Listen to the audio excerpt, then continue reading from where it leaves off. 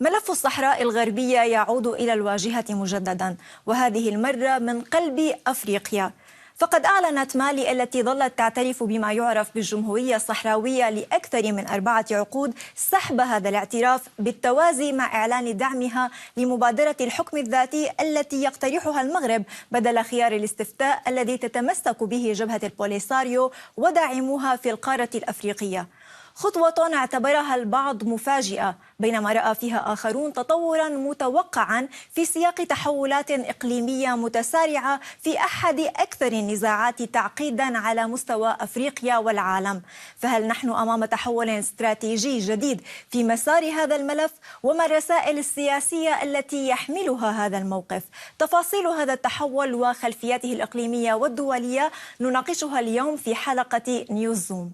تشهد العلاقات بين الجزائر الداعمة للبوليساريو ومالي توتراً متصاعداً عقب إسقاط طائرة مسيرة مالية قرب الحدود، وما تبعه من استدعاء باماكو لسفيرها